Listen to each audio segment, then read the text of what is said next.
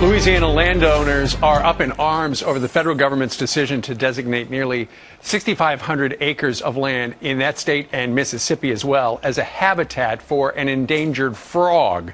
Our next guest says it could cost him over $30 million if they do that. Joining us right now is attorney and landowner Edward Poitevin. He joins us right now live from New Orleans. Good morning to you, sir. Good morning. How are you? Fine, thank you very much. Okay, so the endangered dusky gopher frog is what we're talking about. And what they would like to do is the Fish and Wildlife folks, Edward, would like to designate 1,650 of your acres as a habitat for that endangered frog. What would that mean for you? Well, that would mean basically that our land is taken out of commerce. We would not be allowed to develop it. It would be a constant problem for us because if the frog is ever there, right, we would have to burn the land annually. That would cause our land great damage, as well as the smoke and fire would drift to our surrounding lands. We have great plans to develop this land for the benefit of the people of the state of Louisiana, to create jobs, homes, and businesses. This land is high and dry and would be ideal for a future community on which people can live and work and escape the devastation of things like Hurricane Katrina that came in this area. Absolutely. Now, the thing is, with your land, that frog has not been there since when?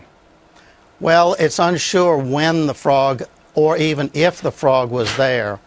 This Fish and Wildlife official publication says that the frog was last seen in the state of Louisiana in 1967. So it's not almost It's not even an animal that is found in your state right now. It's mainly over in Mississippi. And what the U.S. Fish and Wildlife Service wants to do is they want to open up another habitat. They want to branch out because right now it's just found in one pond over in Mississippi. And they're afraid it's going to go extinct. So they want to grab your land essentially as a habitat.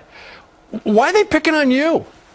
Well, I don't know. You know, we're not opposed to protecting genuinely endangered species where they actually occupy the land. Right.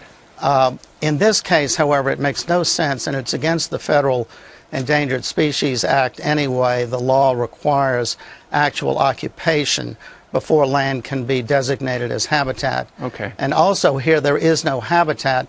The trees and other elements that they require to support their life have long since disappeared. Okay. And you can see that on the photos that you've shown. So, Edward, if the frog lived there now, you'd be fine with it. But it hasn't lived there for, what, 35, 40 years? They want to bring it in, transplant it in, and screw up your land, right? Apparently, yes, and that's what they're telling me now. Okay. Well, it's really something. I'm glad we found out about this. We're going to have to track. You know, nobody wants the dusky gopher frog to become extinct, but what the federal government is doing right there is an eye-opener. All right. Yes, sir. Thank you. Edward Poitevin joined us today from New Orleans. Thank you, sir. What do you think about that?